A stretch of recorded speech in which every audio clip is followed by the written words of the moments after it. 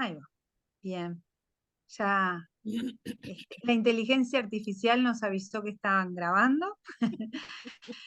Quiero darles la bienvenida a todas y todos. Para nosotros es un placer desde Santillana y desde el catálogo de literatura infantil y juvenil, que es lo que dirijo, darles la bienvenida a todos y todas. En este mes, que es un mes muy particular, en el que entendemos que, bueno, que el trabajo bueno, por trabajar en pos de un mundo más justo, igualitario para las mujeres, lo tenemos que hacer todo el año, pero bueno, celebrando el 8M, entendemos que es un mes importante y donde Santillana ha venido haciendo año tras año distintas actividades para reunirnos, para poder, bueno, reflexionar, pensar juntos, intercambiar, porque entendemos que esa es la manera en la que podemos llegar de alguna manera a, a contribuir, ¿no? Para que los lectores y las lectoras tengan una mirada diferente, una mirada crítica sobre la situación que vivimos y que desde la literatura, además, como una forma de arte, eh, entendemos que es como desde nuestro lugar podemos hacerlo, ¿no? Eh, en mi caso, como editora, trabajando con muchos escritores nacionales en la edición de los libros que proponen de alguna manera una mirada este, más justa, más igualitaria y también crítica, y también desde el lado de la selección de autores extranjeros. En este caso, Dinora eligió como foco para esta charla un libro de una autora italiana, de Analia Strata, perdón, y dos libros de autor nacional, Murió por tu culpa, de Marcos Vázquez, y La misma cantidad de osos, de Roy Berocay. Libros que tienen justamente, creo, y ya les contará ella, en el caso de la delgada línea roja, a mí fue un libro que me conmovió mucho, porque me pareció que trata un tema de actualidad con con una gran calidad literaria en su propuesta, cuando de alguna manera lo que hace es dejarnos ese tema abierto para que cada lector llene de alguna manera ese espacio o se posicione de acuerdo a lo que siente y piensa. Pero sí me pareció muy interesante cómo nos propone eh, pensar sobre una situación muy delicada, como es la posibilidad de un embarazo, y ponernos en la piel de este personaje que de alguna manera se cuestiona, que tiene tanto miedo y que necesita tanto de buscar, de tener a su lado personas que la ayuden para poder salir de la mejor manera de la situación. Creo que es un libro riquísimo para abordar con los jóvenes lectores y es una manera también de acercarnos a ellos. Y por otro lado tenemos los dos libros de autores nacionales también, donde eh, cada uno desde un estilo bien diferente nos propone el tema de la violencia doméstica, el tema de la violencia hacia los jóvenes, eh, em, no solamente desde lo externo, sino incluso hasta intrafamiliar.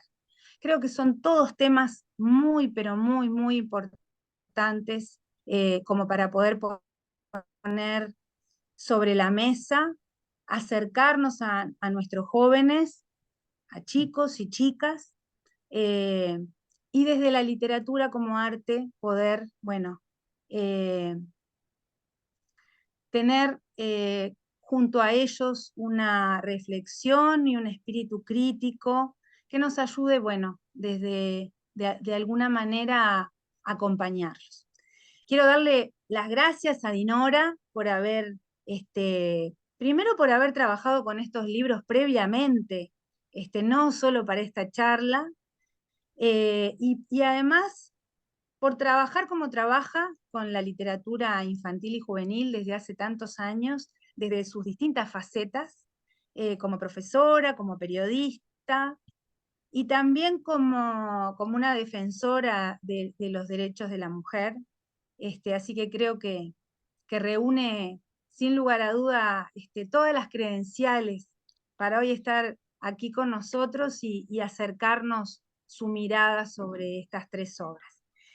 Voy a leer brevemente, seguramente muchos de ustedes la conozcan, pero para los que no, Dinora es profesora de literatura, experta en literatura infantil y juvenil, posgrado en didáctica de la especialidad, vicepresidenta de la Academia Uruguaya de Literatura Infantil y Juvenil, comunicadora radial, difusora de literatura infantil y juvenil a través de los programas Había una vez y Había una y otra vez desde 1997 hasta el presente, profesora en enseñanza media y en formación docente, ha dictado conferencias y cursos sobre literatura infantil y juvenil en Ecuador, México, Panamá, Paraguay y Uruguay.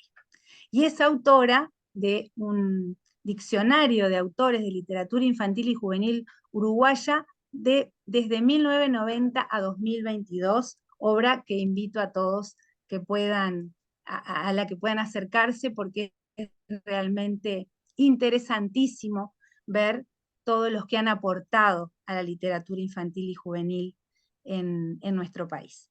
Dinora, bienvenida, muchísimas gracias por estar acá, así que adelante.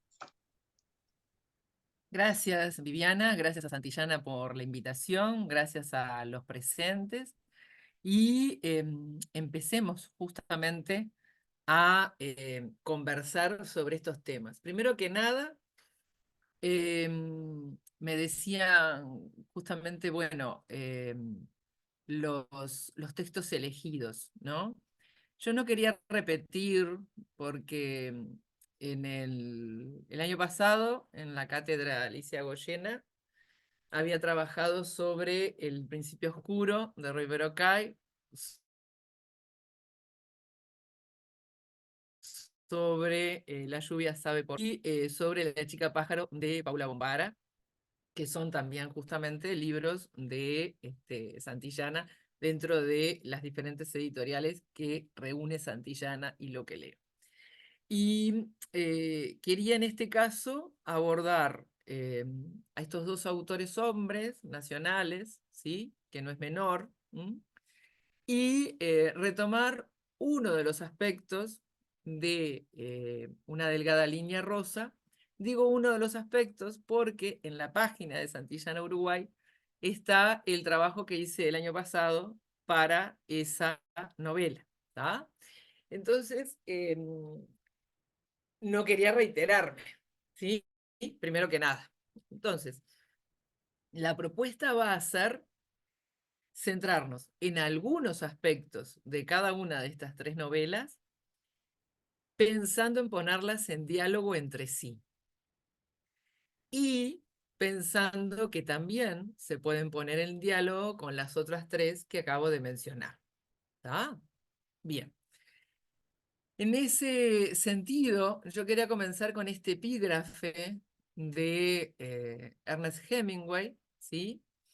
Que es: todos estamos rotos, así es como entra la luz, ¿sí?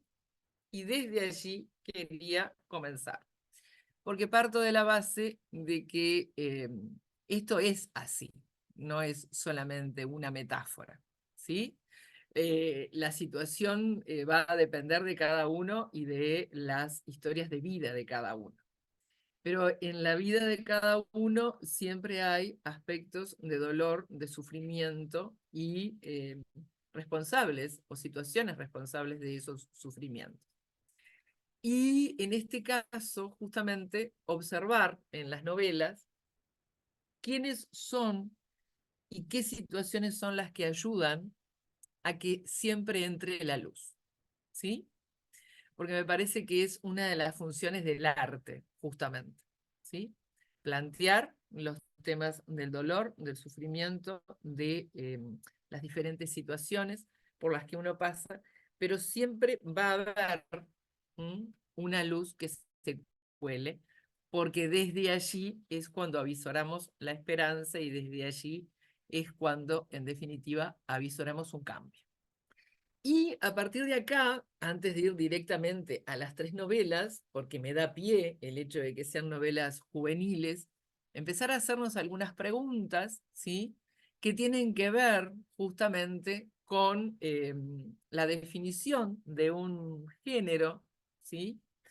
Que tiene sus particularidades.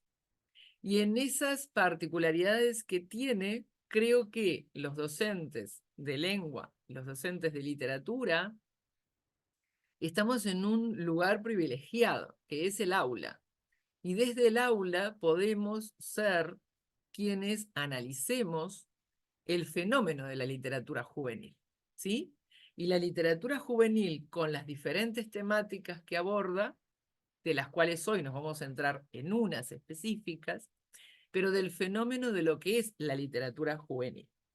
Entonces, y estas preguntas no van a tener todas respuestas en este curso, porque me parece que son las preguntas que generen que nos pongamos en situación de investigación, siendo testigos de lo que ocurre en las aulas, con las lecturas que hacen los estudiantes por fuera del canon al que se llega desde la asignatura que se dicta, ¿sí? Estos jóvenes están construyendo un canon que todavía está en la periferia, que tiene que ver con sus preferencias de lectura y que tienen que ver con que en esa narrativa juvenil o en esa narrativa para jóvenes están encontrando y encontrándose. Y eso me parece que es fundamental a la hora de ponernos en diálogo con la novela juvenil y con los jóvenes. Y enfocar, como decía recién Viviana, estamos hablando de literatura, ¿sí? Y entonces enfocar esa perspectiva desde ese análisis desde 3 perspectivas. En algunas novelas prevalecen las 3. En algunas otras novelas prevalece quizás más la temática y la enunciativa y no tanto la retórica. Pero todo depende también de los estilos de los creadores, ¿sí? La primera tiene que ver con que la literatura juvenil maneja intereses, gustos, prioridades de los jóvenes que coinciden en muchos casos con su etapa etaria, con la etapa etaria de los protagonistas de las novelas, con los cuales se ven en muchos casos en espejo, ¿sí? Y con que esas temáticas están en el espacio-tiempo en el que conviven y que estén en la literatura es una forma también de traer al centro esos intereses y problemáticas. Por otra parte, la enunciativa, y se ve en estas novelas, pero quizás se ve en otras de este catálogo y de otras editoriales, en el sentido de que quienes formulan narrativa para jóvenes buscan justamente establecer una empatía dialógica con el lector que los está leyendo y que se den cuenta que son conscientes de que esos jóvenes los están leyendo, ¿sí? Y establecen de esa manera una, como dice por allí, una relación de paridad, ¿sí? Una relación de paridad que horizontaliza por momentos en la narración y una relación de paridad que los vuelve partícipes, ¿sí? Y los vuelve partícipe en aquellos momentos y en aquellos diálogos y aquellas circunstancias en donde se enfatiza más la situación en espejo, ¿sí? Y la última perspectiva tiene que ver con la construcción del discurso artístico, tiene que ver con la retórica y con el apelar justamente a aspectos de la estética, pero también de la filosofía, que se cuelan en el discurso y que van a hacer que el arte siga siendo el eje fundamental cuando la palabra, ¿sí? Fundamentalmente, me desvía de la mera referencialidad, ¿sí? Cuando la sintaxis, cuando la construcción de esos párrafos me desvían de la mera denotación. Esas tres líneas creo que son aplicables y debieran ser aplicables a toda novela juvenil que llegue a nosotros, ¿sí? Para poner esas tres perspectivas en diálogo cuando conversemos, ¿sí? Con ellos sobre esas novelas, ¿sí? En forma conjunta. Y en ese caso, justamente, creo que lo que decía Emile Teisidor, allá en el 95, en un cuaderno de Klig, ¿sí? Está presente, está vigente, en cuanto a las características de estas novelas juveniles, ¿no? La búsqueda de identidad, la implicancia del lector, el respeto a las edades de los lectores ideales, la presentación de temas de forma psicológicamente adecuada, ¿sí? Que eso no es menor, la lectura cómplice que va a seducir en muchos casos al que lee habitualmente, pero también al no lector, porque hay que traerlo a la lectura de lo juvenil, y las temáticas que afectan la vida actual de los lectores, ¿no? Y acá quiero volver a lo que recién decía Viviana, ¿no? Ella decía, me presento como editora del catálogo. Y como docentes no debemos olvidar, sí, que detrás de un catálogo juvenil y de un catálogo infantil no hay solo un escritor, hay un conjunto de roles profesionales que buscan la mejor manera de que ese libro llegue, de que esa historia llegue al público lector, ¿sí? Y creo que eso también hay que tenerlo en cuenta a la hora de la selección de justamente obras. Y acá, ¿sí? Para ir yendo a justamente una de las características que estaban planteadas allí, que tiene que ver con los temas, ¿sí? Que es a donde nos vamos a centrar. Malala Yousafzai decía, les cuento mi historia, no porque sea única, sino porque no lo es, ¿sí? Y fíjense que estamos comenzando justamente la temática de la violencia contra la mujer desde esa frase que tomamos como epígrafe, ¿sí? No es algo excepcional, ¿sí? No es algo único, sino que es algo mucho más cotidiano de lo que pensamos. Y en ese sentido, apoyando esa idea, la de Laura Guerrero Guadarrama, los temas de los que se habla en una sociedad son aquellos que el discurso social habilita. Son aquellos temas propuestos en la agenda pública y de gobierno, ya sea por el poder hegemónico o por la magnitud del hecho social, por lo que los medios de comunicación no pueden no incluirlos. Una vez que estos temas son dichos y discutidos en la sociedad, dejan de ser tabú y se convierten en tópicos noticiables y comerciables en representaciones sociales. Y acá creo que es fundamental que nos quedemos con algunos sintagmas, ¿no? A manera de expresiones claves, ¿no? Por una parte, hay un discurso social habilitante, ¿sí? Tan habilitante es que tenemos representaciones sociales, ¿sí? Que se conllevan, como en este caso, en historias que están creadas para un público juvenil y que sin embargo están planteando temas que no le suceden solamente a los jóvenes, ¿sí? Pero es la forma de canalizar, de sensibilizar, pero desde el ámbito de lo artístico, ¿sí? Y por otra parte, otro sintagma que me parece que podríamos hacer foco, ¿no? Es el de que dejan de ser tabú, ¿sí? Entonces, cuando ya dejaron de ser tabú, ¿qué estaremos buscando a la hora de llevarlos al aula?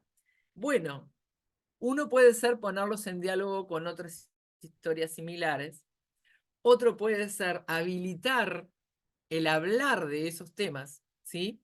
A través del espejo con los personajes. Y estoy hablando del personaje y no estoy hablando de mí. Y en algún momento llegaremos a hablar de mí, ¿sí? En relación con los estudiantes en el aula. Entonces, creo que es el otro aspecto a considerar, ¿no? Si nosotros entonces, desde la línea de esa perspectiva de la temática, nos vamos especificando hacia un tópico, ¿sí? Singular, como es la violencia, ¿sí? Yo les traía allí, llega un momento que hay que definir o hay que seleccionar una forma de conceptualizar la violencia, ¿no? Y yo elegí la de José San Martín Esplugues, que dice: hace años que definí la violencia como una acción o inacción, es decir, omisión, intencional y dañina. Quien manipula el miedo generando una conducta patológica en determinados individuos está obviamente dañándoles. Y además los está dañando a conciencia y reiteradamente. Está pues incurriendo en violencia pura. Yo allí les puse después el enlace, ¿sí? Al que pueden ir. Yo no tengo problema de compartir el PDF. Después, si la editorial lo quiere, no hay problema. Entonces, el PDF o el PPT, lo tengo en los dos formatos, el que mejor les sirva. ¿Está? Bien. Y acá me voy a detener. ¿Por qué? Y voy a hablar primero de las dos novelas, en relación con el concepto de violencia, de las dos novelas uruguayas, ¿sí? De los autores nacionales. Primero que las seleccioné para complementar y no repetir las anteriores, como dije al comienzo, ¿no? Porque podía estar gente que ya estuvo, y este año, en febrero, di un curso sobre esas tres novelas, más Olas, de Camilo Baraybar. Yo que si llegan a estar los mismos acá, sería muy triste de mi parte que fueran las mismas novelas, ¿sí? Primero que nada. Y segundo, porque creo que las dos novelas nos muestran un mismo aspecto en común que tiene que ver con el suspenso, el terror, el asesinato en serie, porque en definitiva en la novela de Marcos Vázquez hay un asesino serial, ¿sí? Hay una patología, ¿sí? Esta terminología de una conducta patológica, yo genero una conducta patológica y yo soy partícipe de esa conducta patológica, ¿no? Hay un grado extremo de insensibilidad, ¿sí? En dos personajes claves, uno en la de Marcos Vázquez, que es el farero, y otra en el caso de Sade, ¿no? Y hay un regocijo en el dañar, ¿sí? Y creo que los dos autores generan dos novelas que son atrapantes para los lectores porque están lo suficientemente muy bien narradas como para que te atrapen y quieras saber qué va a suceder. Y en el medio de esos hechos se van colando diferentes facetas de, más allá de la violencia de los asesinos, ¿sí? Más allá de la violencia de quienes ponen en riesgo a la mujer, ¿sí? Está también las otras violencias de las cuales, ¿sí? Quizás son más imperceptibles, ¿sí? Quizás son más cotidianas y las damos por sentado, o no las ponemos en primer plano, y por no ponerlas en primer plano quedan naturalizadas como que está bien. Porque si no decimos que no está bien, ¿sí? Si las dejamos que se naturalicen, entonces alguien podría, en una forma binaria, en definitiva, de razonamiento, decir que están bien, ¿sí? Entonces es por eso que cuando lleguemos a analizar cada una de las novelas, nos vamos a centrar en aspectos puntuales, en ejes, en tópicos puntuales. Y unido a la violencia a nivel general como concepto, me voy a la violencia emocional o psicológica, ¿sí?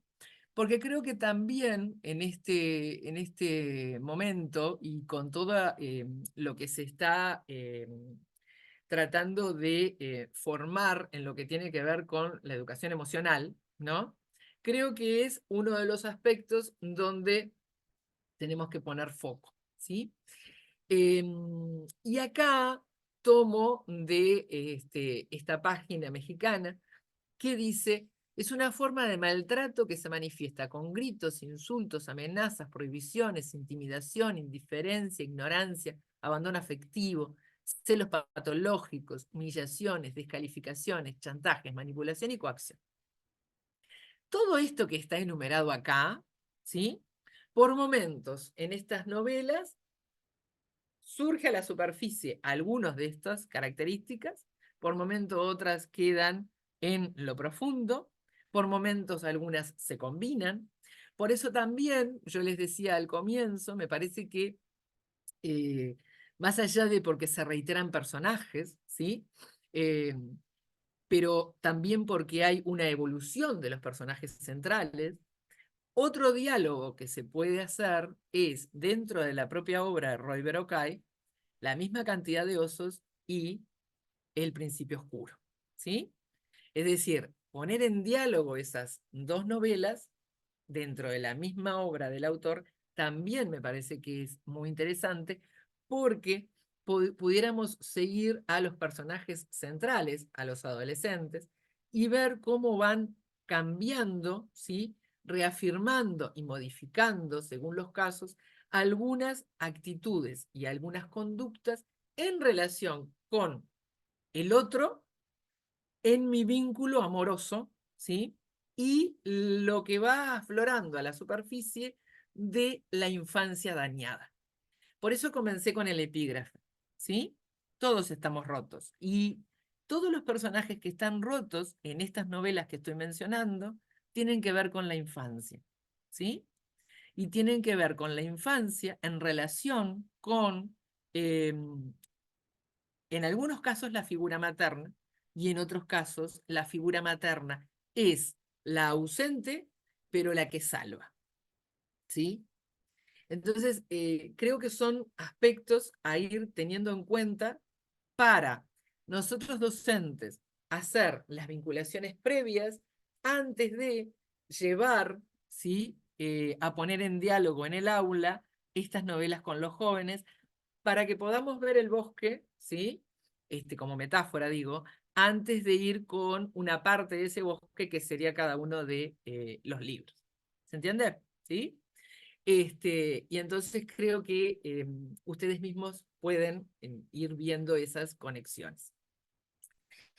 Entonces, desde ese lugar, ¿sí? No puedo dejar de compartir con ustedes qué concepto tengo de lectura y de animación lectora, ¿sí? O de promoción de lectura, ¿sí? Porque, y creo que es en el entendido también de la realización de este tipo de charlas, ¿sí? Todo acto de promoción de lectura es un trabajo de intervención sociocultural. No podemos dejar de ponernos en esa situación.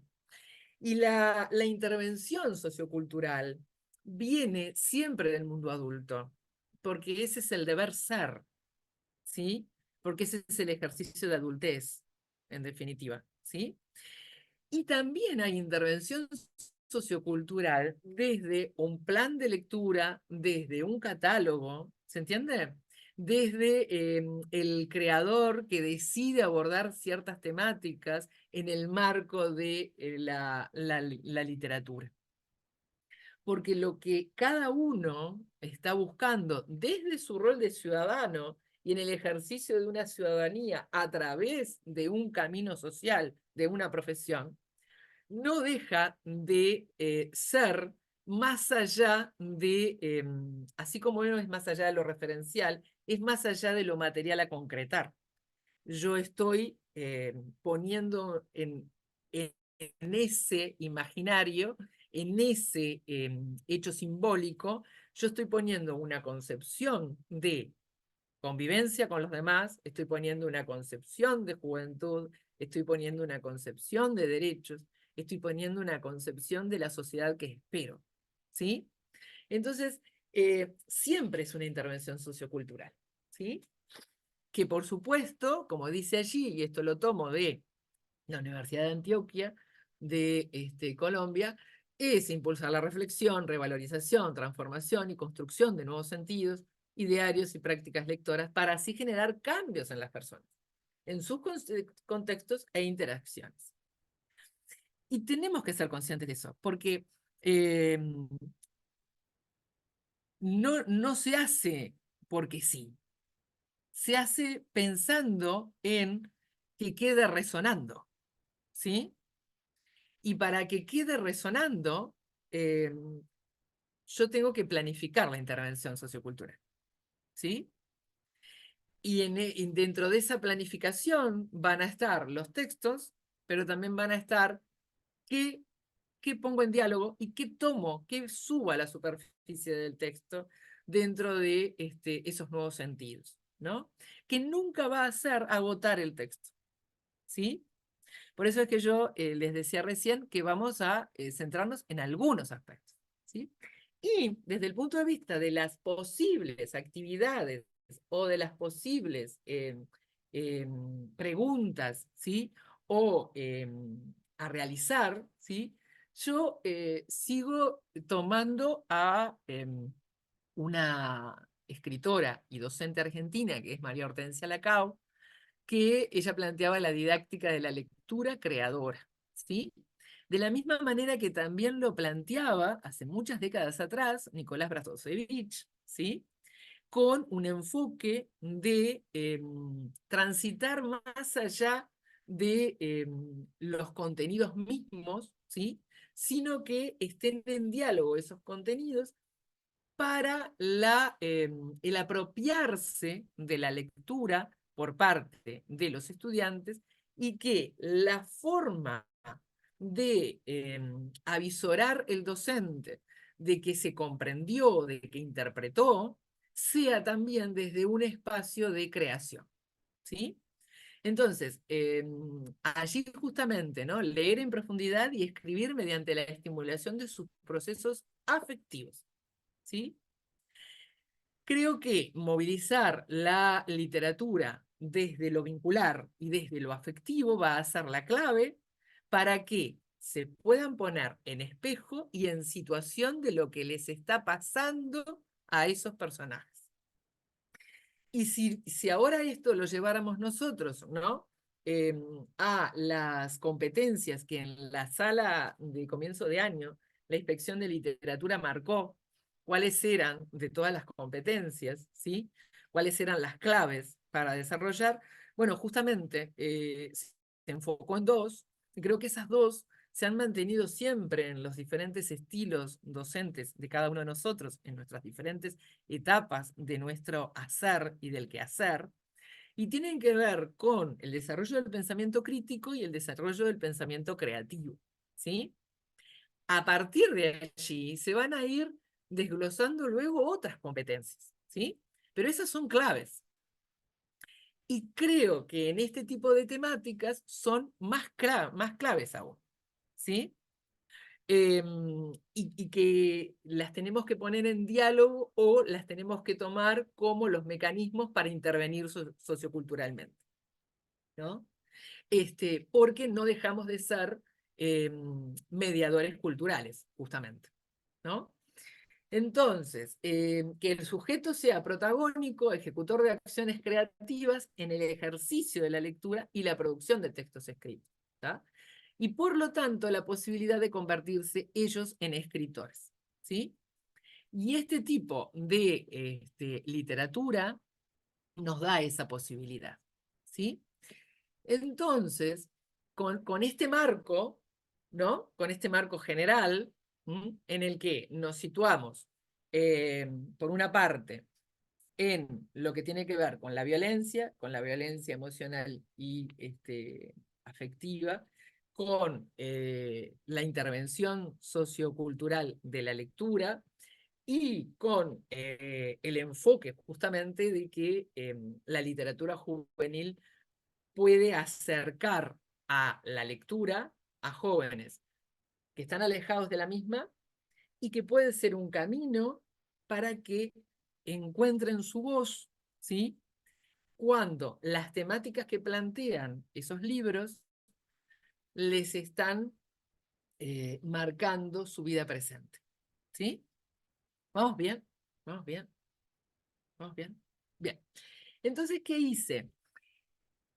No están acá todos los temas que se pueden desarrollar en relación a la misma cantidad de osos. Elegí 3 ejes, ¿sí? Pero elegí 3 ejes porque, como elegí otros ejes en las otras novelas, porque me quise alejar de lo patológico extremo, ¿sí? Que son los asesinos, ¿sí? En las dos, y que son justamente la demostración de a qué grado de patología puede llevar, ¿sí? El ser violento, ¿sí? ¿Por qué?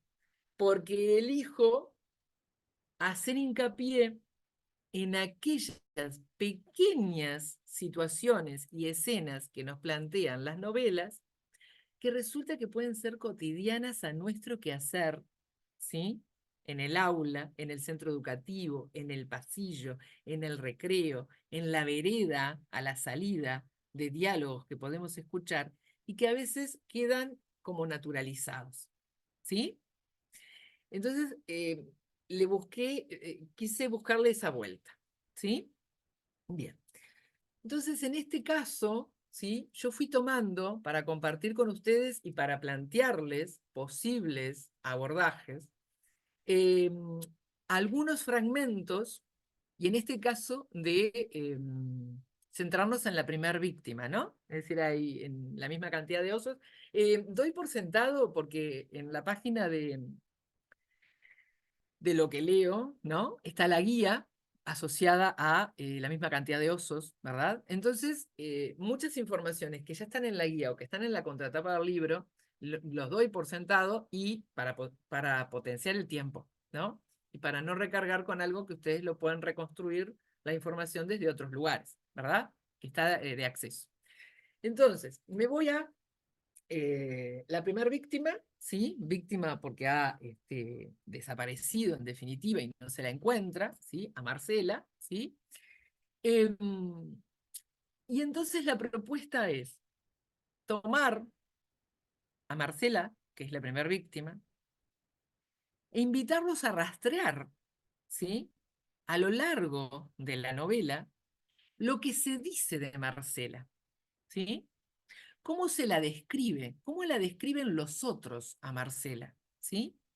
No olvidando que es víctima, ¿sí? Pero que pareciera que por momentos los comentarios que se hacen, pareciera que nos olvidamos que es víctima, ¿sí? Entonces allí yo les seleccioné, y no están uno a continuación de otro, pertenecen a voces distintas, ¿sí? Diferentes miradas, ¿no? ¿Buscando qué? Buscando, por una parte, debatir con ellos, ¿sí? Pero por la otra parte, que ese debate siempre sea una reflexión metalingüística también, ¿sí? Que siempre sea una reflexión a través del lenguaje, que es donde tenemos que poner foco.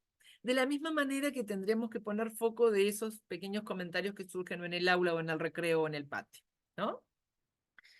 Seguro que había opciones menos dramáticas. Marcela era una adolescente muy llamativa, un tsunami de hormonas revueltas.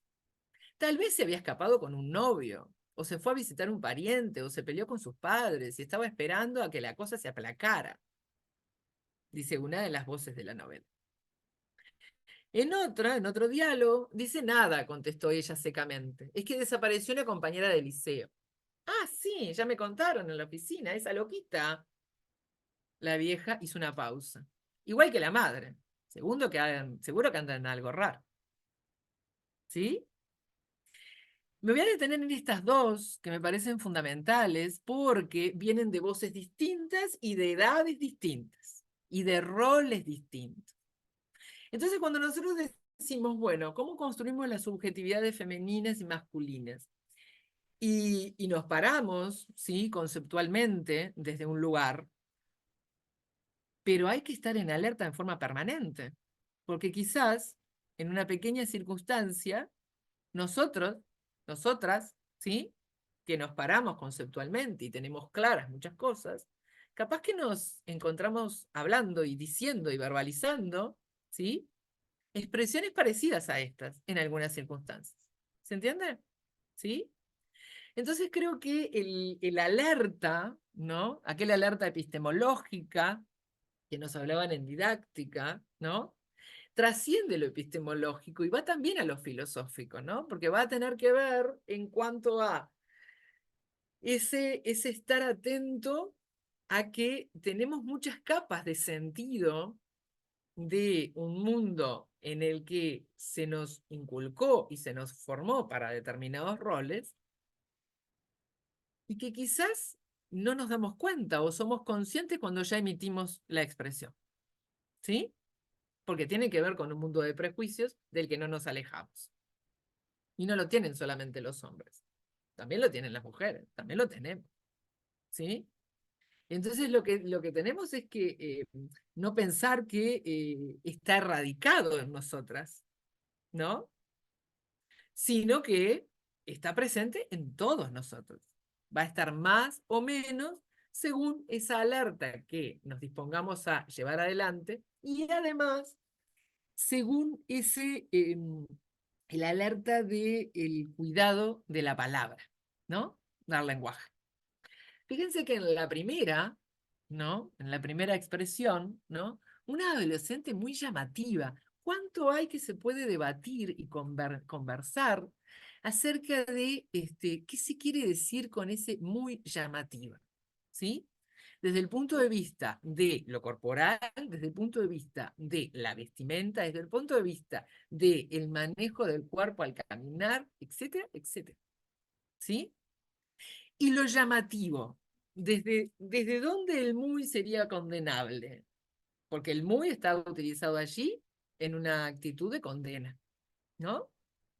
Y entonces, en el eje víctima-victimario de alguien que está desaparecido, ¿qué rol estamos haciendo nosotros?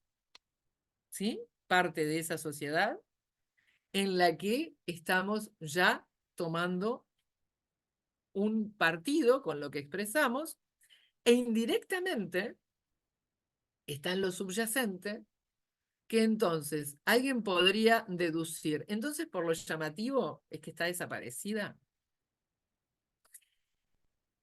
Creo que la clave para que estos libros vayan al aula y lo que se haga con ellos en el aula sea una instancia de intervención sociocultural, va a seguir estando en la clave de las preguntas, en la clave de lo que desarrollemos en el diálogo con ellos y con los libros. ¿Sí? Y que la reflexión metalingüística de ellos tiene que ser la metalingüística previa nuestra.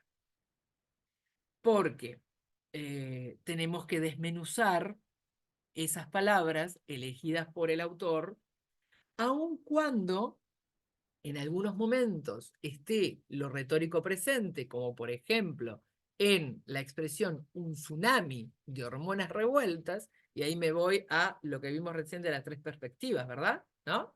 Ahí se conjuga la retórica y la temática, ¿sí? ¿Y qué conlleva esa imagen? ¿Sí? ¿Y qué visión de adolescente hay allí? ¿Y qué visión de lo que se espera de un adolescente hay implícita en esas imágenes? ¿Sí?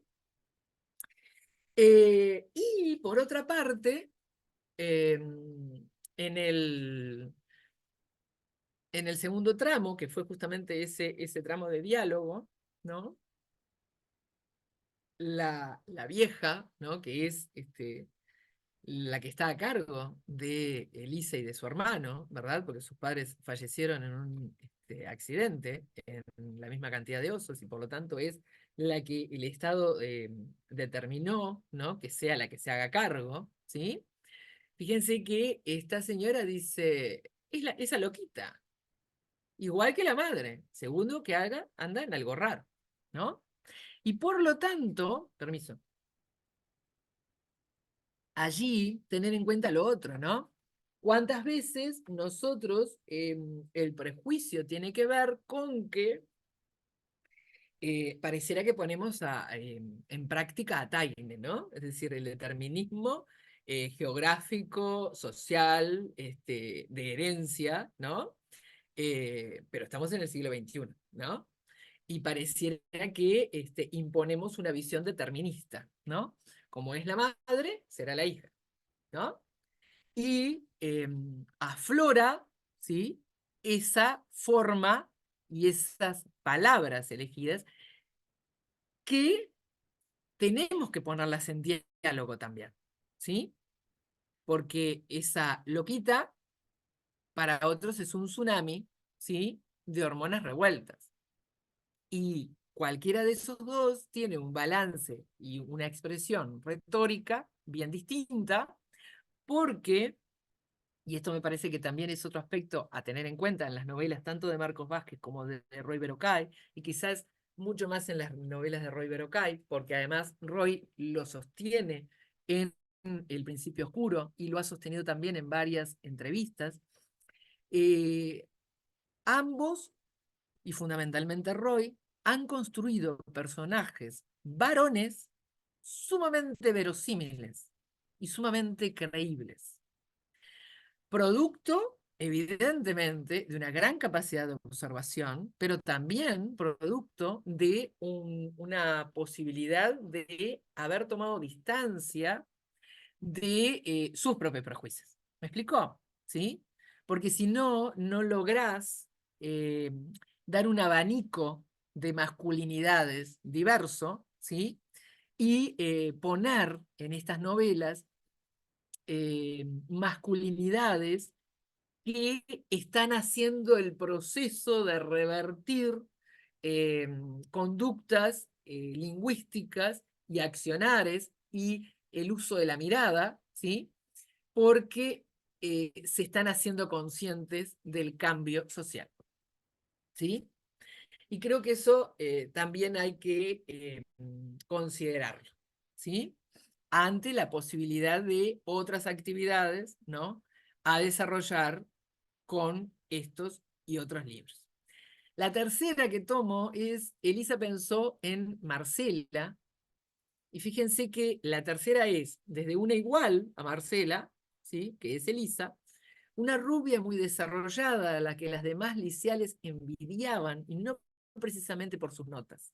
Los varones le andaban detrás como autómatas chorreando baba, y ella, Marcela, se aprovechaba para hacerse la estrellita. Pero, y esto le resultaba curioso a Alice, más allá de que siempre estaba rodeada de admiradores, no se le conocía novio alguno. Claro que en un liceo siempre había toda clase de rumores, que Marcela andaba con este o aquel o con el otro, que incluso la habían visto bajar a la playa a ver la fosforescencia con uno de quinto.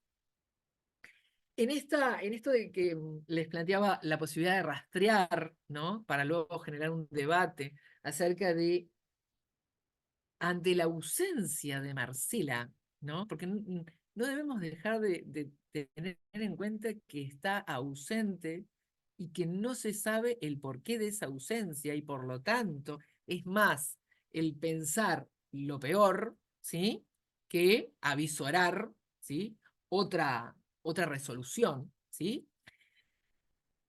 Que se den este tipo de registros en cuanto a las valoraciones que sigue teniendo esa figura adolescente. Entonces, poner en diálogo, ¿sí? Rastrear lingüísticamente los calificativos utilizados, ¿sí? Las imágenes utilizadas para definirlas y devolverlas al grupo clase, ¿sí? Porque si hay algo que caracteriza, además, en este caso a Roy, es que maneja una construcción de personajes y una construcción del nivel lingüístico de los personajes que también es sumamente verosímil, ¿sí? Y por lo tanto, eh, desde lo lingüístico también funciona en espejo para los lectores, ¿sí? Entonces, más de uno puede haber utilizado alguna de estas expresiones o similares en referencia a compañeras de clase, ¿sí? O en referencia a compañeros de clase, ¿sí? Y hay un tema que me parece que es para debatir también, que tiene que ver con envidiaban, ¿no? Desde ir a la etimología de la palabra envidiar, ¿sí? Eh, para ver qué es lo que envidiamos, porque todo tiene que ver con el deseo, ¿no? Con el objeto deseado y con lo no tenido, en definitiva, ¿sí? Entonces también creo que por ese lado da para mucho solo algunos fragmentos, ¿no? En esta misma línea, y para no sé cómo voy de tiempo, ustedes disculpen, ya son las 18:56. Bien, bueno, acá yo seguía, ¿no? Observar los adjetivos y los sustantivos utilizados, ¿no? Em, Ponerlos en diálogo, esos mismos adjetivos, viendo de quiénes son los portavoces, ¿no? Marcela es una muchacha atractiva y algo retraída, según algunos. Recordó que le había dicho Ezequiel sobre Marcela en el baile, salía y a veces tenía algo con algún chico, ¿no? ¿Vos la conocías? Le dicen otro, más o menos, está bastante bien, pero no daba mucha entrada, era medio difícil, que es lo que dicen, que no es lo que dicen sobre la madre. Fíjense que acá el que habla es Santiago, ¿no? El hermano de Elisa, ¿no? Y fíjense, ese está bastante bien. ¿Qué implica está bastante bien? ¿Qué significa? ¿Está bastante bien en relación con qué? Porque esto lo vamos a poner en diálogo con el otro tema que tiene que ver con la cosificación, ¿no? ¿Y cuántas de las sintagmas y de los vocablos tienen que ver con cosificar a la mujer desde el punto de vista de su cuerpo? ¿Sí? Y unido a esto, ¿sí?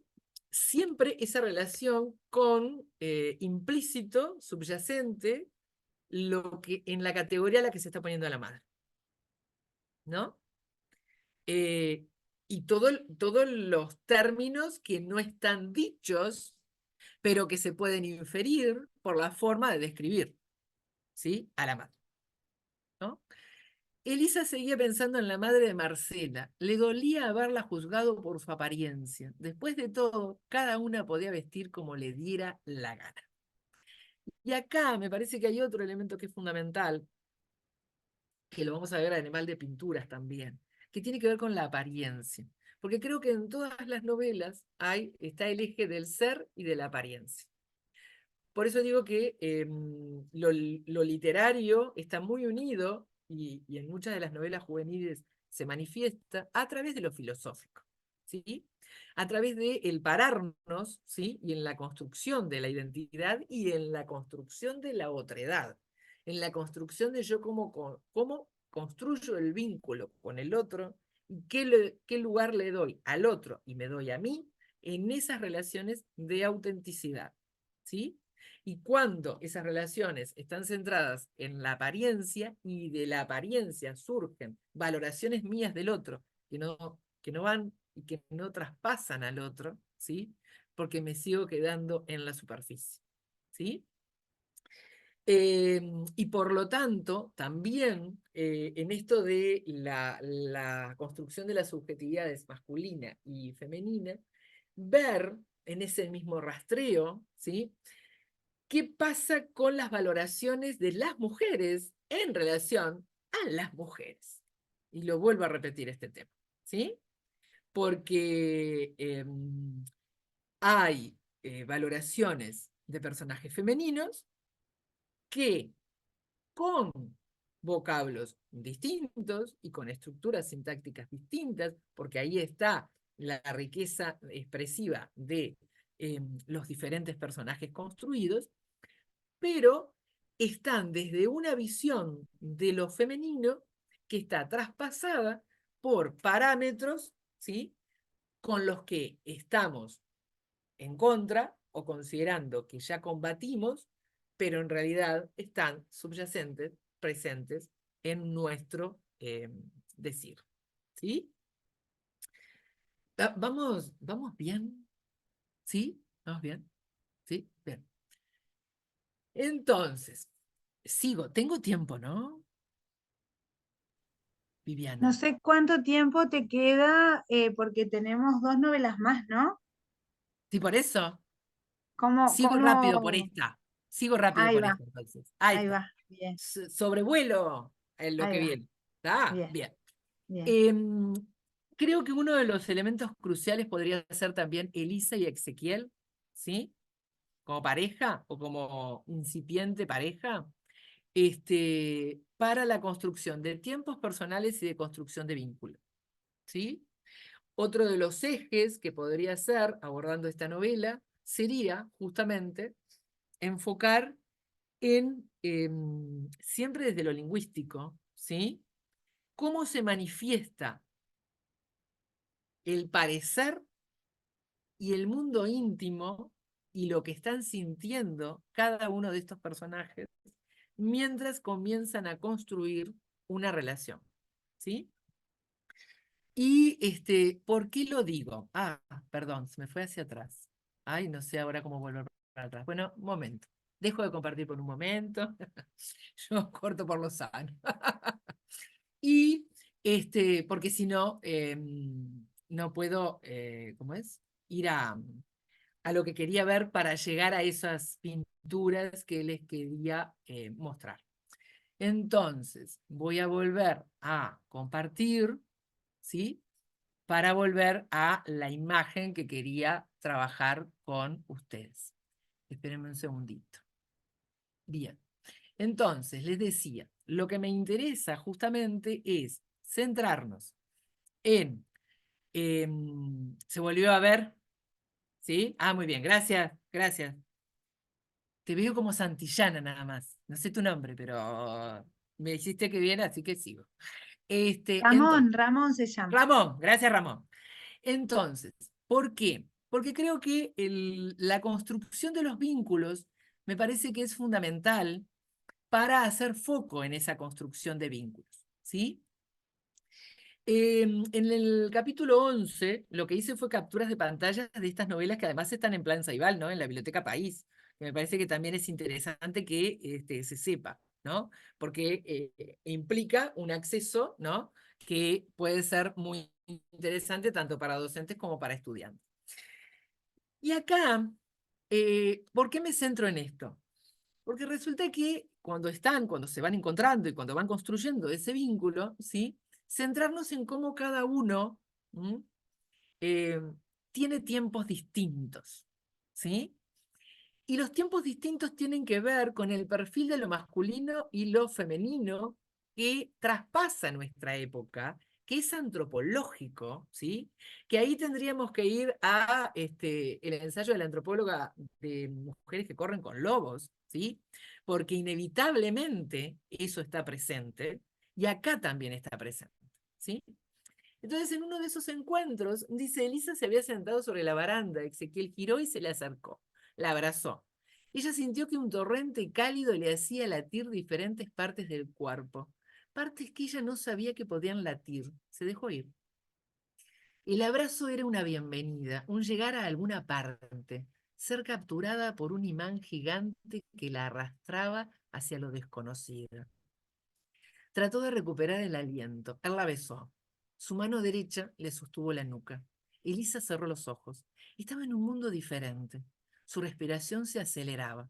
En su cuerpo se disparaban relojes, alarmas. Sus sentidos se ponían en un máximo estado de alerta, pero no una alerta defensivo, sino de dejarse ir, de abrirse, de entregarse a algo nuevo. Ya había besado antes, pero habían sido torpes ensayos. Al lado de esto que le sucedía ahora, era como si no pudiera detenerse, necesitaba más y más, y los gritos del hombre enojado, la soledad, una tristeza vasta, como un desierto, pobrecito, pobrecito. Elisa se detuvo y abrió los ojos. Todo aquello estaba dentro de él, las imágenes, el sentimiento, el dolor. Acá tenemos que hacer un paréntesis, y es que es uno de los temas que dejé al mismo tiempo que dejé a los asesinos, que tiene que ver con el ser vidente de Elisa, ¿no? Elisa tiene visiones, ¿sí? Que adelantan hechos que terminan ocurriendo, ¿sí? Y como eso es extremadamente singular, ¿sí? Creo que tenemos que centrarnos en eso que está antes de la letra en cursiva, que tiene que ver con cualquier adolescente en ese construir un vínculo amoroso y en esas descripciones del mundo interno y de la movilización de los sentimientos, ¿sí? ¿Y en la diferenciación de qué? En la diferenciación de los besos. Porque en la construcción del vínculo se va a diferenciar justamente el beso. Y se van a diferenciar los tiempos, ¿sí?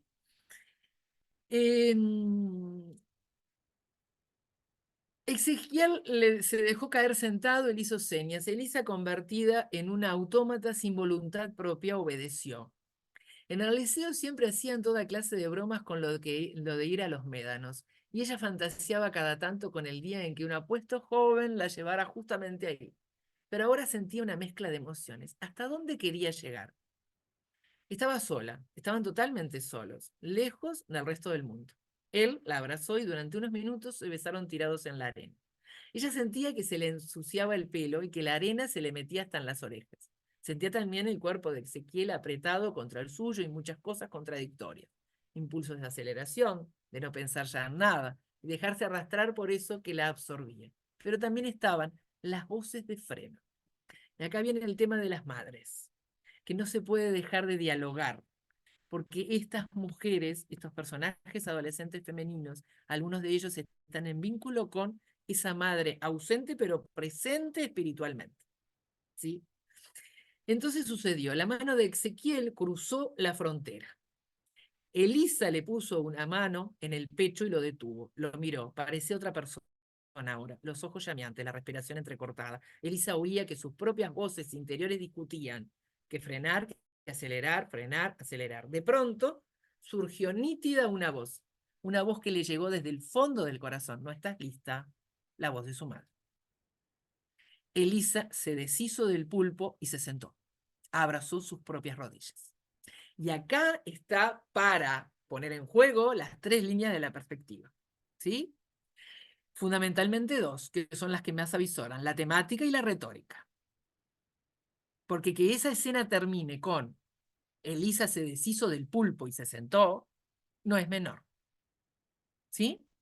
Y esta es la escena en donde pudiéramos poner en debate cómo se construyen esas subjetividades de lo femenino y de lo masculino. Y las subjetividades se construyen siempre poniendo límites, porque todos tenemos que poner límites en la vida. No hay vuelta. De lo contrario, ¿sí? Somos, como se dijo en un determinado momento, un autómata sin voluntad. Y si queremos mujeres libres y hombres también libres, y cada uno hacerse cargo de sus responsabilidades, ¿sí? Con el otro y consigo mismo, el límite es fundamental, porque el límite es preservación de uno mismo, ¿sí? Y esta escena da para conversar muchísimo, me parece, con los jóvenes, con las y los jóvenes. Y porque que se esté construyendo un vínculo de a dos no significa que los tiempos de los dos son los mismos. No significa que tenemos las mismas expectativas. No significa que se llega a lo mismo en el momento en el que uno decide. Y creo que acá es uno de las escenas para trabajar, para conversar, para debatir, para desmenuzar muchas de las expresiones que están acá planteadas, ¿sí? Y en relación con el arte, que me parece que los docentes de literatura somos mediadores culturales, no hay vuelta y lo tenemos que tener en cuenta, porque en esa intervención sociocultural tenemos que poner en diálogo el arte actual con el arte de todos los tiempos, literario y pictórico. Y estas son dos, pero puede haber más. Yo elegí dos pinturas que tienen que ver con el beso, ¿sí? Pero que me parece que pueden dar pie para poner en diálogo los besos que se dan en las obras con los besos que representaron en su momento Gustav Klimt y René Magritte. Y porque cualquiera de ellos pueden ser la representación pictórica de varias de los aspectos que se describen en estas novelas, ¿sí? Y porque el de los amantes, de René Magritte, me lleva al otro aspecto que, por eso digo que es filosófico, no solamente es estético, que tiene que ver con esencia y apariencia y que tiene que ver con si somos o no conscientes de quiénes somos y qué es lo que mostramos y qué es lo que damos al otro. ¿Sí? Bien, y voy a seguir rápido. Ya voy. Esto sigue con Ezequiel, así que son otros, y entonces voy para otra novela, ¿está?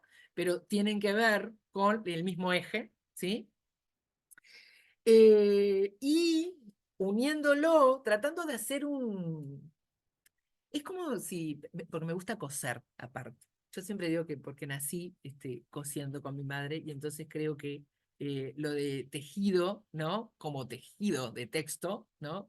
Tiene que mucho que ver con eso y porque creo que también está dentro de lo antropológico de las mujeres, ¿no? Somos grandes tejedoras, en definitiva, metafóricamente hablando y no solamente tejedoras de urdir tramas, ¿no? De telas o de tejidos, sino también tejedoras de vínculos, en definitiva.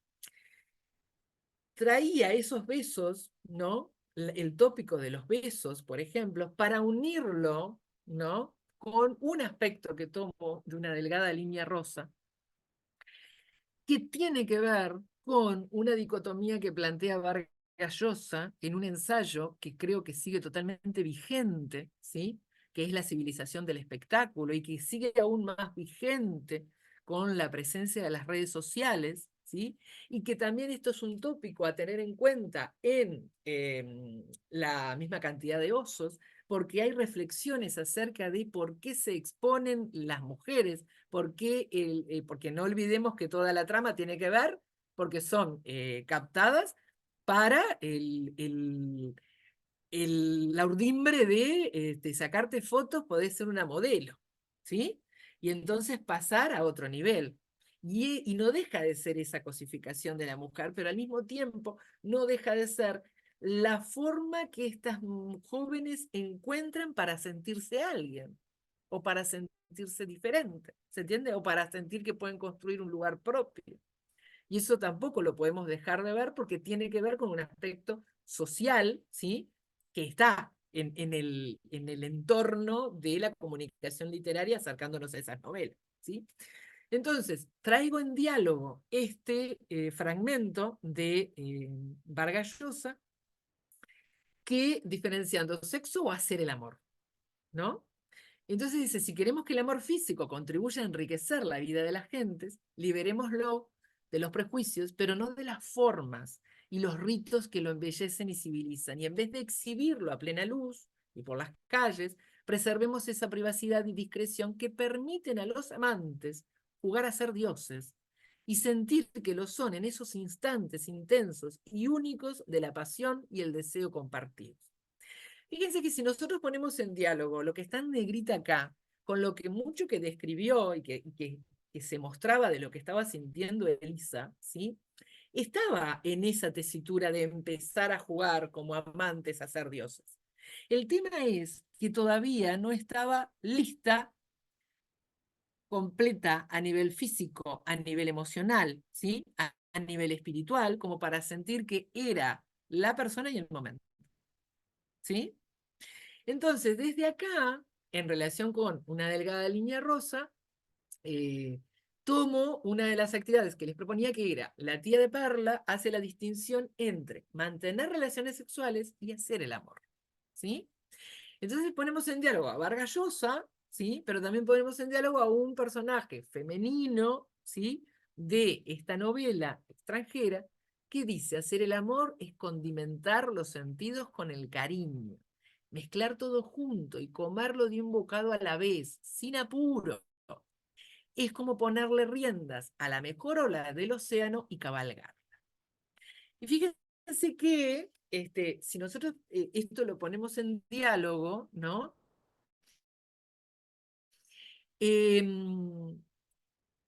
Está el tema de degustar. Entonces, en el degustar, ¿sí? La subjetividad femenina y la subjetividad masculina están coparticipando sin jerarquías, ¿sí? En el disfrute y en el conocimiento del otro y de uno mismo, ¿sí? Entonces, yo acá proponía reflexionar sobre las expresiones destacadas en negrita y releer la descripción del encuentro físico que mantienen Perla y César en el vestuario, ¿sí? Y a reformularlo o reescribirlo para que sea un acto, no un mero trámite, no un mero encuentro físico, sino en el que se haga el amor y no solo se mantenga una relación sexual. Y cuando proponemos la segunda actividad, estamos con la didáctica de la lectura creadora de Hortensia Lacao, ¿sí? ¿Por qué? Porque estamos dándole al lector la posibilidad de poner en juego lo que interpretó y los sentidos que le encontró al texto siendo escritor y recreando y modificando el texto recibido, ¿sí? Y cuando hacemos la modificación de esa escena, estamos poniendo en juego ese horizonte al que queremos llegar, que tiene que ver con ese deber ser de a qué subjetividad femenina y masculina quiero contribuir con la transformación cultural de la lectura que hago, para que cada uno en la intimidad respeten y lleven adelante los que en lo público se ponen una bandera. ¿Se entiende por dónde son las propuestas? ¿Sí? Porque no va a ser más grato en la vida que tener coherencia, ¿no? Ahora, el tema será tener coherencia en lo íntimo, cuando nadie me ve, ¿no? Aquello que enarbolamos, ponerlo coherentemente en el mundo íntimo, ¿no? Bien, sigo lo más rápido que puedo. Entonces vamos a, ¿sí? Murió por tu culpa, ¿sí? 3 son las líneas que elijo que tienen que ver con las relaciones interpersonajes, los modelos de amistad y noviazgo y la violencia doméstica, ¿sí? No son todas, repito, son algunas. Y entonces, ¿con qué me paro? Me paro primero desde esas relaciones interpersonales, me paro desde cómo es tomada la diversidad. Solchi es la rara, el personaje, ¿sí? Y es rara y se la califica de rara. Es más, algunos la califican de rari, ¿sí? Entonces, al mismo nivel que con Marcela, hacer un rastreo, ¿sí? De cómo este personaje es calificado por los otros, ¿sí? ¿Cuáles son las expresiones? ¿Mm? ¿Y por qué?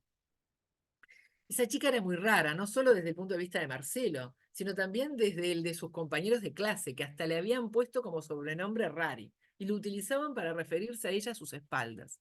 Aunque el profesor de astronomía no la conocía demasiado, ya que solo la tenía como alumna 1 hora a la semana, compartía la opinión de los demás. Y acá me detengo. Porque hay un plus muy importante en la novela de Marcos Vázquez que tiene que ver con el mundo adulto docente, que no es menor, ¿sí? Porque vuelvo a lo que decía al comienzo. Somos modelos de adultez.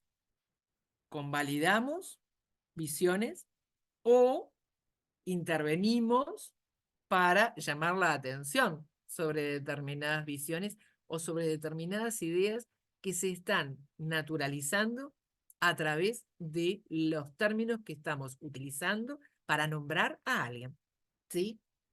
Y en esta novela hay modelos de docentes bien distintos, que quizás ameritaría o podría ser una posibilidad reflexiva para conversar entre colegas también, ¿sí?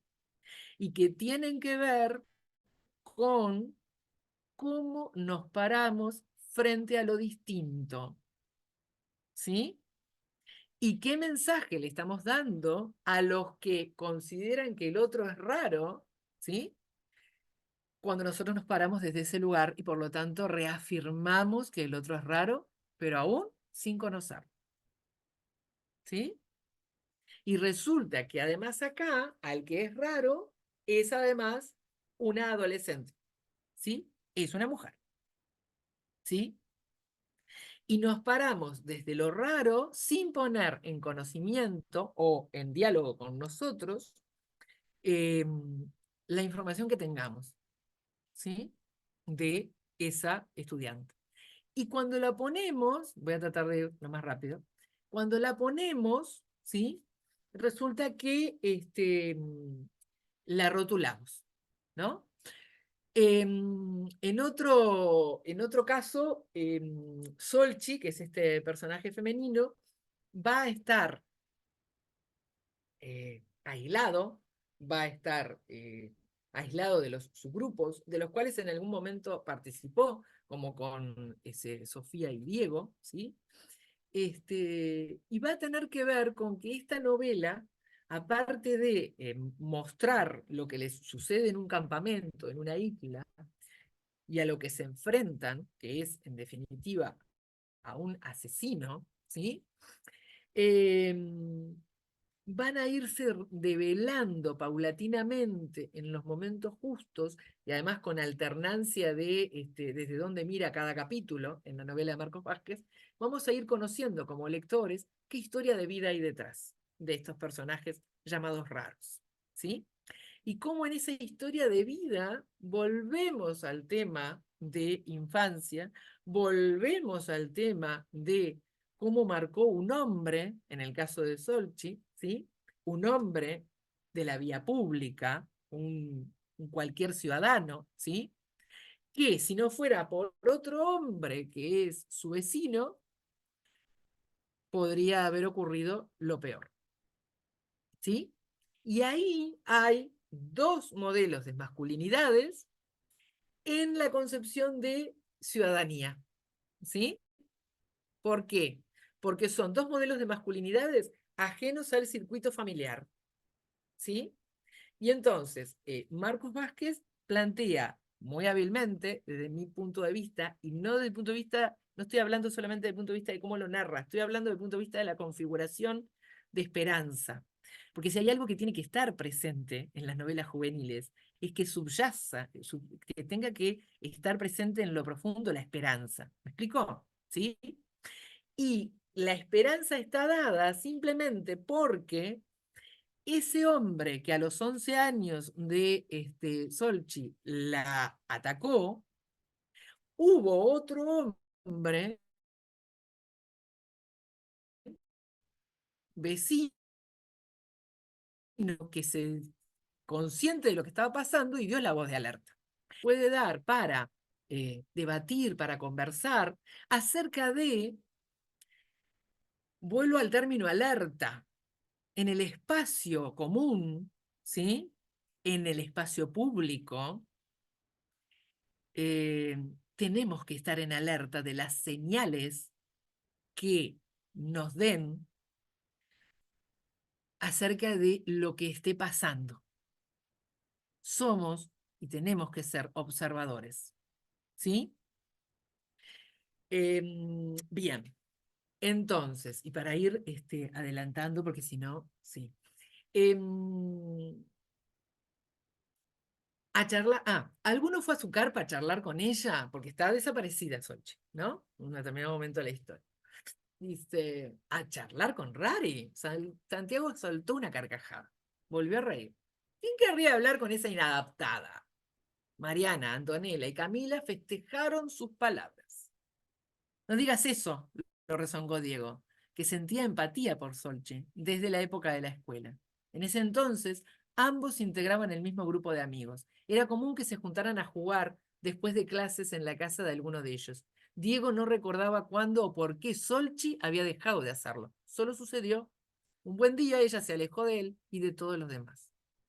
Ojalá no le haya ocurrido nada malo, dijo Sofía con tono de preocupación. Ella sentía cariño por Solchi. Al igual que Diego había sido su amiga años atrás, hasta que sin motivo, sin un motivo aparente, se distanciaron. Fíjense que acá estamos en la novela de Marcos Vázquez y sin embargo tenemos tres personajes femeninos, ¿sí? Que se ríen y avalan la discriminación del personaje masculino, tratando de a Solchi como inadaptada. Y ahí podríamos preguntarnos y preguntar con los adolescentes, ¿por qué actúan de esa manera? Porque hay implícitos razones que se pueden hipotetizar, que tienen que ver ¿con quién quiero quedar bien? La simpatía de quién me quiero ganar. ¿Por qué me quiero diferenciar? Así que yo soy una joven como ella, pero me quiero diferenciar porque entonces yo soy ¿qué? Más canchera, más adaptada, más adaptable. ¿Se entiende por dónde van las posibles preguntas? Y no es nada distinto a el ponernos a preguntar, pero a preguntar desde tomar la palabra, ¿no? Esa palabra o esa expresión. Festejaron sus palabras, ¿sí? Si yo festejo esas palabras desde mi subjetividad femenina, yo estoy avalando esa subjetividad masculina, ¿sí? Y estoy agrupándome, dejando al lado, ¿sí? Y marcando que entonces estoy más cercana al portavoz de esa categoría, ¿sí? ¿Vamos bien? ¿Sí? Luego hay otra dupla acá que sería interesante observar para poner en diálogo también con la misma cantidad de osos en relación con Elisa y Ezequiel, ¿sí? Que tienen que ver con las parejas que o están formadas, pero que en el fondo están vacías, ¿sí? O las que están en formación, ¿sí? Y que tienen que ver con cómo también se posicionan frente a esa desaparición de Solchi, ¿sí? Entonces, por un lado, Mariana y Santiago, y por el otro lado, Sofía y Diego. Mariana y Santiago están presentadas como ya novios. Sofía y Diego no, están amigos que van en proceso de terminar siendo novios. Es más, en un determinado momento, la profesora, ¿sí? Desde la mirada del narrador, muestra que ella está viendo que ese es el proceso que van a llevar estos jóvenes, ¿sí? Y allí, seguro que se fue a caminar por la orilla, ironizó Mariana. Es su pasatiempo favorito. No digas estupideces, le recriminó Diego, que consideraba a Mariana una descerebrada insoportable. ¿Estupideces? Santiago avanzó hacia él con un puño en alto. No toleraría que aquel flacucho insignificante le hablara así a su novia. Entonces acá tenemos un modelo masculino, una subjetividad masculina, ¿sí? Que defiende a su novia desde la imposición de la fuerza y desde la amenaza. ¿Sí? Desde un perfil, desde un deber ser que en definitiva recibió en algún momento y lo ejerce, de que esto es ser, ¿sí? El hombre de la pareja. ¿Sí? Ximena, la docente, es justamente la que se apresura a calmar las aguas. ¿Sí? Fíjense la imagen desde el punto de vista de la perspectiva retórica, ¿no? Le costó detener el avance del joven. Santiago actuaba como un toro embravecido cada vez que perdía los estribos, algo que le sucedía bastante a menudo. Resultaba difícil hacerle frente a aquel mastodonte musculoso que dedicaba varias horas del día al gimnasio. Fíjense las imágenes, ¿no? Y creo que podríamos poner justamente en diálogo con ellos esas imágenes. Toro embravecido y mastodonte musculoso. ¿Por qué? Entonces, ¿qué concepción tiene de lo masculino este personaje? ¿Qué concepción tiene de lo masculino en relación con la mujer? ¿Qué es defender a la pareja? ¿Sí? Entonces, ¿en qué relación se pone con los demás hombres? Entonces, esto es como marcar un territorio. ¿Sí? Estamos más en la animalización de los personajes que en la humanización de esos personajes desde un raciocinio y desde un equilibrio entre lo emocional y lo racional. ¿Sí? Es más instintivo que otra cosa su conducta.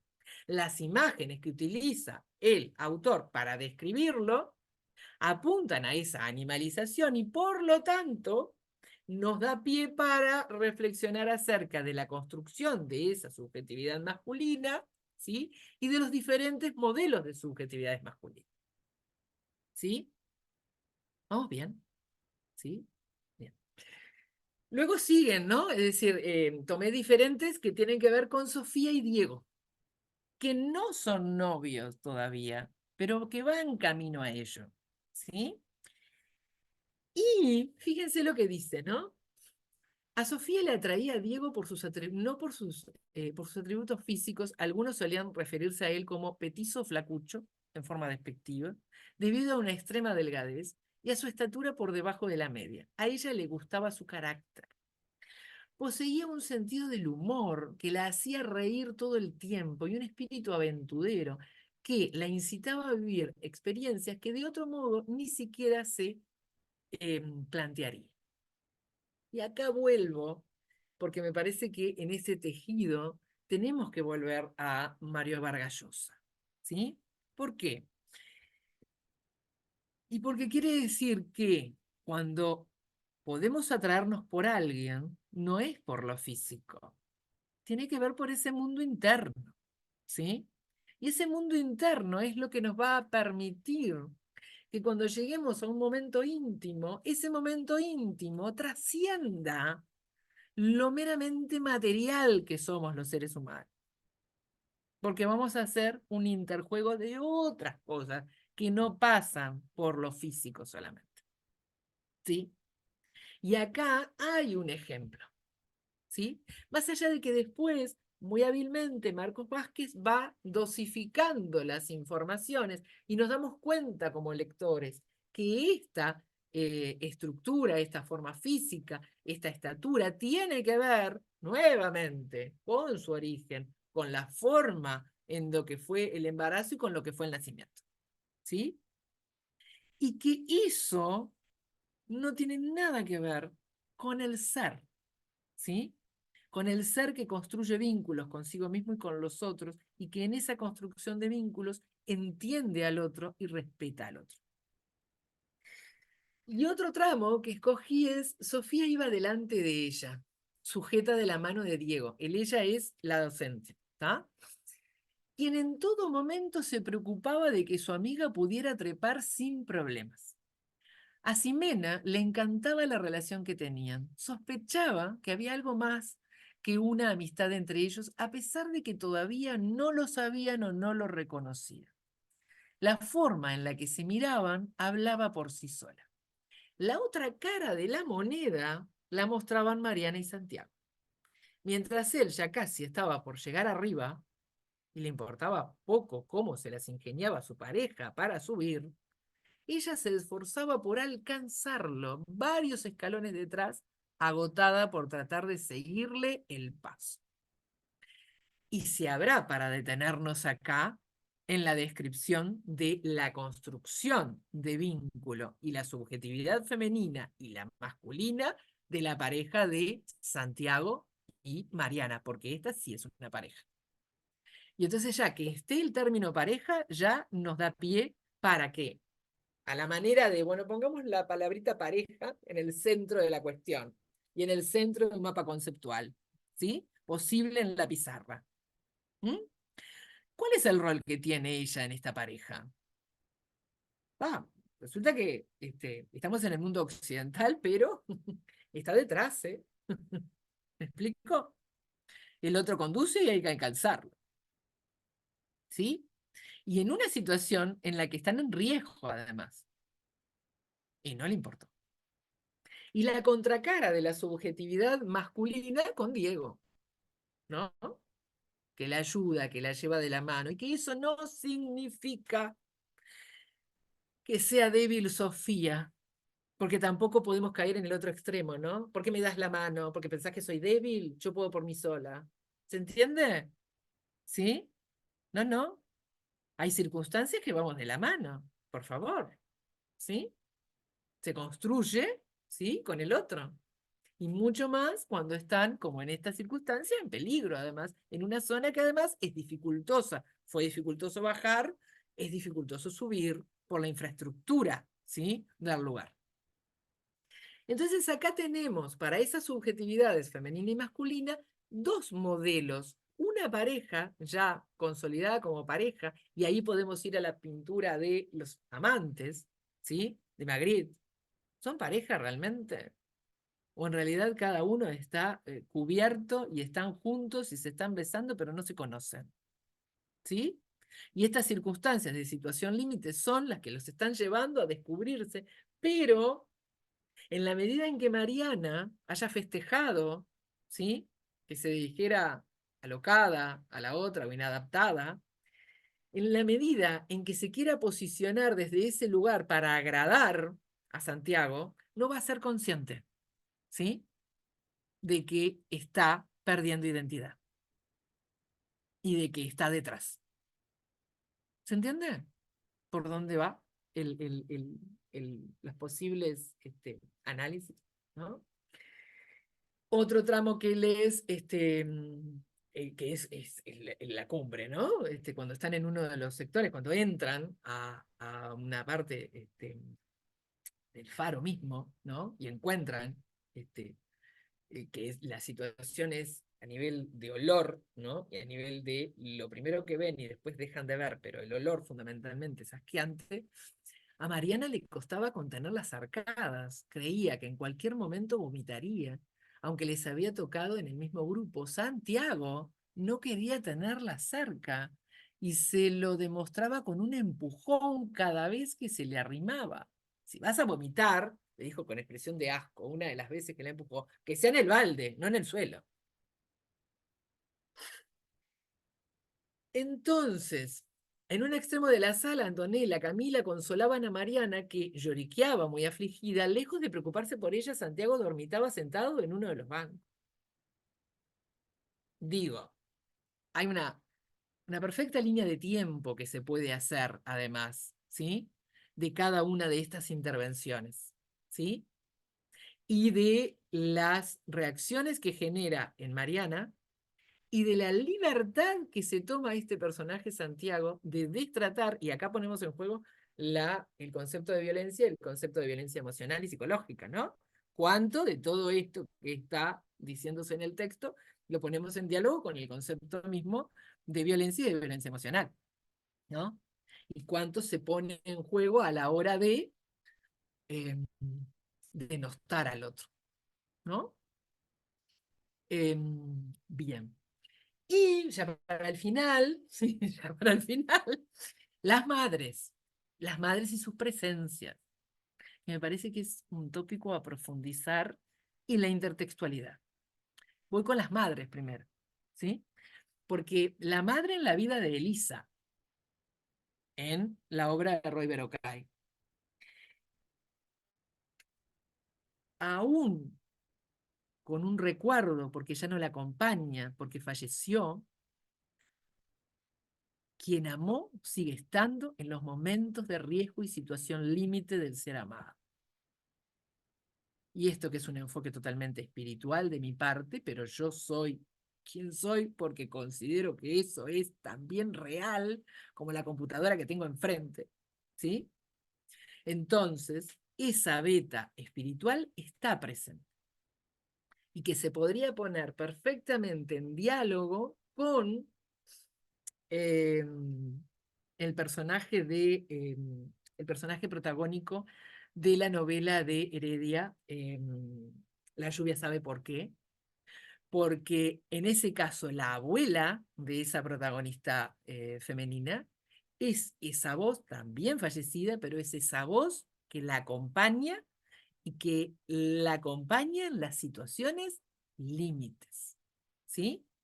Y que aflora, y no es menor que sea un personaje femenino el que aflora en los momentos en que estás o definiendo si querés seguir viva o no, o definiendo si te jugás a esa relación que te va a cambiar la vida o no. no es menor, ¿sí? Luego en la vida de Luca, ¿sí? Que es el varón, ¿sí? Que resuelve Murió por tu culpa, proteger a Solchi de su padre, justamente. Cortar, de alguna manera, ese espiral de violencia, pero de violencia en donde quitarle la vida a otro es algo natural, ¿sí? Y es el camino. Y tiene que ver con que en determinado momento le dice, tus ojos me recuerdan los ojos de mi madre. Y ese es el quiebre. Siempre hay un quiebre que es emocional. Y ese quiebre que es emocional es el que permite que el personaje que estaba a punto de perderse, como estaba perdido su padre, y no perderse físicamente, digo, sino perderse como ser humano, es cuando puede empezar a reconstruir y a reparar, primero hacia la afuera y luego hacia adentro, ¿sí? El mayor dolor que tenía, ¿sí? Eh, Luego, la madre en la vida de Sade, el personaje de la misma cantidad de osos, ¿sí? Y acá, que hay un un gran dolor de la infancia, ¿sí? Marcado ese dolor, una no resolución que lo lleva a ver siempre en las mujeres, de la misma manera que el padre de Luca, ver siempre en las mujeres lo negativo, aquello que te va a llevar a la perdición, porque hay esas subjetividades masculinas extremas también están acá, ¿sí? Pero a su vez ahí también unirlo con el personaje de Sade con la intertextualidad de dónde viene el nombre Sade. Porque acá, como profesores de literatura, tenemos que poner en diálogo la misma cantidad de osos y el personaje Sade con, ¿sí? ¿De dónde es ese origen? ¿Quién era Sade? ¿Sí? Porque no es menor, porque no es cualquier nombre, porque tenemos que ponerlo en diálogo, porque tenemos que traer entonces, porque esta novela del presente nos lleva a otras épocas y nos permite poner ese diálogo y también sigue hacia lo femenino y lo masculino, con sus diferentes contextos de época. ¿Sí? Y para el caso de las madres, contar tramos, la propuesta, ¿no? Contar tramos de escenas de esas novelas desde la mirada de esas madres. Porque esas madres no tienen voz. Algunas tienen voz, pero es en las discusiones, ¿sí? En las discusiones y en la última discusión que le llevó la vida a la madre de Luca, ¿sí? Pero ¿qué pasa con la voz con darle voz a la madre de Sade, con darle voz a la madre de Luca, de por qué ponía, no, no puedo ir a vivir, no podemos ir a vivir al Faro, te estoy pensando en la escuela de Luca? ¿Era solamente eso? ¿Sí? ¿O ya se daba cuenta de otros aspectos de la personalidad del padre de este hijo? ¿No? Entonces me parece que hay allí un potencial en relación con los personajes de madres que bien pudiera dar para que pudiéramos poner a los estudiantes en el rol de intérpretes, de analizadores, pero desde la posibilidad de creación de escenas que no están en la novela y que podrían formar parte de ella. ¿Sí? Y para el final una grajea, ¿no? Que es el desprecio a la mujer, de la mujer. No debes escucharla, hijo, ni a ella ni a ninguna, le dice el padre de Luca. Las mujeres te seducen con palabras tiernas y lo único que consiguen es que pierdas la razón. Es mejor mantener a esa chica callada. Así será más fácil llevarla con nosotros. ¿Mamá también era así? Le preguntó con dureza. ¿Sí? Vieron que está el término seducir, ¿no? Puesto en juego. Vieron que está ni a ella ni a ninguna, todo lo que implica lingüísticamente que se haya armado la frase de esa manera, ¿sí? El porqué de la elección de esas palabras, ¿sí? ¿Qué pasa con, en la misma cantidad de osos y Murió por tu culpa, está presente el tema de la mujer que seduce y que en definitiva conduce a un camino nefasto para el hombre? Pero a su vez, en el caso de Murió por tu culpa, también está vinculado con que en varios momentos se nombra el tema sirenas, ¿no? Y no son solamente las sirenas de los barcos por un momento, ¿sí? Se puede generar eso otro que tiene que ver con lo mitológico y que tiene que ver con lo bíblico, ¿sí? Porque no olvidemos que hay una beta acá de la mujer que seduce y que lleva por un camino erróneo, que lo podemos poner intertextualmente con los textos orígenes del mundo occidental, en definitiva, ¿no? Bien. Y bueno, y ahora es gracias. Ta, sí, traté de ir lo más rápido posible. Una crack Voy a tratar total, rápido. una charla preciosa y había que darla completa. O sea que son 3 libros, analizar 3 libros Sí. y además todo lo que confluye, ¿no? O sea, todos los puntos de contacto que tienen uno y otro. A mí me parece riquísimo. 3 novelas divinas además. No sé si tienen preguntas o Sí. algún comentario que quieran hacer, que siempre es muy valioso el intercambio. Nos podemos tomar unos minutitos para eso. Mm. Eh, Sé que además hay algunos docentes que conocen las novelas, o por lo menos alguna de ellas, y que han trabajado con ellas. Así que bueno, si tienen algún comentario para hacer, bienvenido sea. No sean tímidos.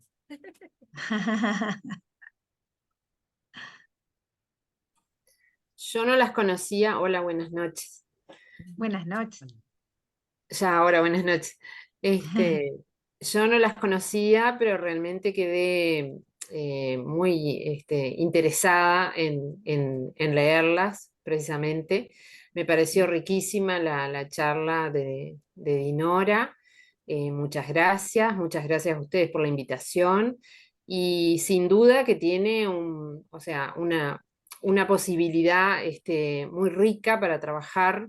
Me pareció que se puede abordar desde varios aspectos y justamente hace unos días atrás con un grupo de noveno, se suscitó ahí con unas chicas una situación en estos días atrás que había alerta por las tormentas y eso, y éramos muy poquitas. Y se generó ahí como un ambiente de confianza, donde salió una Ajá. charla y algunos temas, y me parece que puede ser un material muy rico para aprovecharlo, para trabajar ahí y extender esa conversación al resto de la clase. Mira qué Así bueno. que de mi parte voy a intentar sacarle jugo. Genial. Gracias. Buenísimo, Parece Shirley, bárbaro. gracias. Valeria, tenés que Hola, desmutearte. Ahí va. hay varias Valeria, pero no sé. Valeria de Mamá Leli. Ahí va. Bueno, agradecerles por la invitación y Dinora, me encantó la charla, me Me pareció alegro. muy exhaustiva y muy enriquecedora. Yo no conocía tampoco los textos y me encantó el tema de la figura de la madre, porque bueno, en mi caso soy mediadora y acompaño mucho a las madres a acercarle los libros a sus hijos. Casi siempre me preguntan, me piden recomendaciones de ese tipo. Y, y ahora estoy formando un club de lectura de madres y me encantó para leerlo nosotras, desde Claro, ese punto de tal Qué vista, cual. bueno, qué bueno. porque moviliza mucho también. O sea, he leído varias novelas que, bueno, como tú decías, hasta dónde es juvenil esto, Ujú. que me gustan mucho y la verdad que me encantó como para mirarlas desde ese punto de vista y bueno, todo lo otro también, ¿no? Que enriquece muchísimo y que me interesa también Genial. como lectora. Así que bueno, muchas gracias. Gracias a ti. Gracias a ti por participar. Está levantando la mano Antonio. Antonio está levantando Antonio la mano. Castillo. Antonio, Está muteado. Tendrías que desmutearte, Antonio. Ahí va. Ahí va. Muy Ahora buenas noches. Disculpen así, acá sí hay un poco de ruido porque escuchen a mi pequeña. Pero me parece importante, además de leer los libros, poderlos abordar como padres. El poderles ese carácter de poder escuchar lo que los hijos pueden valorar y en virtud de ello darles, no sé, de consejo, la guía y evitar, como mencionan, la discriminación, evitar la subjetividad, poder plantear un, ¿cómo dicen? Un campo de diálogo, tanto con un grupo heterogéneo, básicamente. Y eso es lo que ese se llama mi aporte. Bárbaro, tal cual. Sí. sí. Buenísimo, Que además, las ¿no? familias lean Porque las novelas juveniles es genial. exactamente, eso era lo que quería decir, ¿no? Que desde el docente es muy importante, pero a veces es difícil poder estar atento, ¿no? Digo, sobre todo con la dinámica docente, de pasar de una sala a otra, de bueno, de no siempre continuar con los chicos de un año al otro. Sin embargo, desde la familia es como que, bueno, el lugar más cercano en el que deberíamos buscar como más vías de comunicación para poder hablar todos estos temas, ¿no? Había otra persona que estaba levantando la mano, la perdí ahora, ¿no? ¿Está bien? Bueno, nada, si no tienen ningún comentario, ninguna pregunta, les agradecemos muchísimo la participación. Muchas gracias, Dinora, por toda esta charla súper rica que nos deja, bueno, pensando mucho. Para mí fue un placer revisar de nuevo a través de todo tu análisis, las novelas y encontrar un montón de cosas nuevas también. Así que muchas gracias. Gracias a ustedes. Nos vemos pronto. Hasta Gracias. luego. Gracias, buenas Nos noches. vemos en la Feria del Libro Infantil y Juvenil. Gracias. Arranca el Nos vemos. 31 de mayo, así que nos vemos ahí. Perfecto. Los esperamos. Chao. Chau, chau.